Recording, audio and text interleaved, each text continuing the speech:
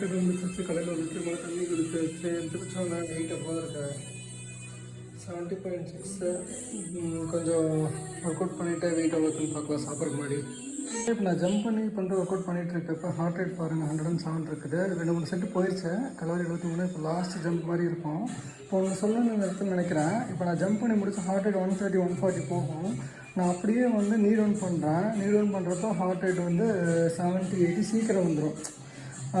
என்ன சொல்ல வரேன்னா, உங்கள் ஹார்ட் பம்பை நீங்கள் குறைக்கணும், ஹை ஹார்ட் ரேட்டை குறைக்கணும்னா நீங்கள் அதை நீட் டவுன் பண்ணிங்கன்னா உங்களுக்கு சீக்கிரம் ட்ராப் ஆகிரும். புஷ்அப்ஸ் பண்ணால் ட்ராப் ஆகும். ஒரு சேஞ்சில் உடம்பு நடக்கிறத சொல்லணும்னு நினைக்கிறேன்.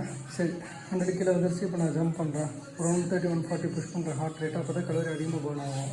கிட்டத்தட்ட ஒரு 50 ஜம்ப் பண்ணி ஹார்ட் ரேட்டை 136 பக்கம் புஷ் பண்ணியிருக்கேன். இப்போ ஆக்சுவலாக நான் அப்படியே ரிலாக்ஸாக இருந்தேன்னா 100 வரக்குள்ளார ஒரு 95 கலோரிஸ் பர்ன் பண்ணிடுவேன். பட் உங்களுக்கு இப்போ நான் நீட் டவுன் பண்ணுறதுனால ஹார்ட் ரேட் எப்படி சீக்கிரம் ரெக்கவர் ஆகுதுன்னு காட்டுற பாருங்கள். நீட் டவுன் பண்ணிவிட்டேன். நீட் டவுனில் இருக்கேன். சடன்னு குறையுது பாருங்கள்.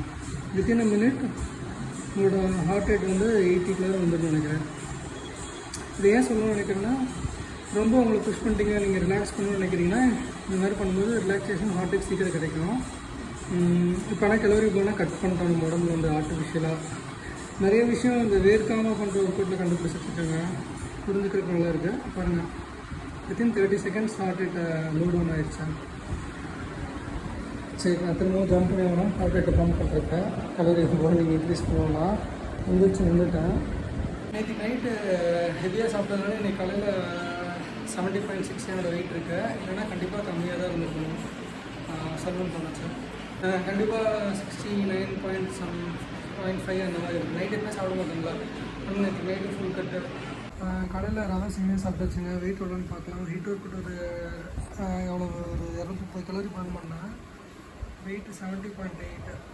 சரி பாருங்கள் மக்களே, நான் சொன்ன மாதிரி மதியம் சாப்பிட்றதுக்கு முன்னாடி வெயிட்டு 70.25. காலையில் நல்லா சாப்பிடுங்க. நைட்டு படுக்கிறதுக்கு முன்னாடி வெயிட் எவ்வளோ இருக்கான்னு பார்த்துடலாங்க. நைட்டு எதுவும் பெருசாக சாப்பிட்ல. 70.55. இந்த 69.6 நைட்டு வர முடியாது போல. பார்க்கலாம் இன்னைக்கு வரேன்ட்டு.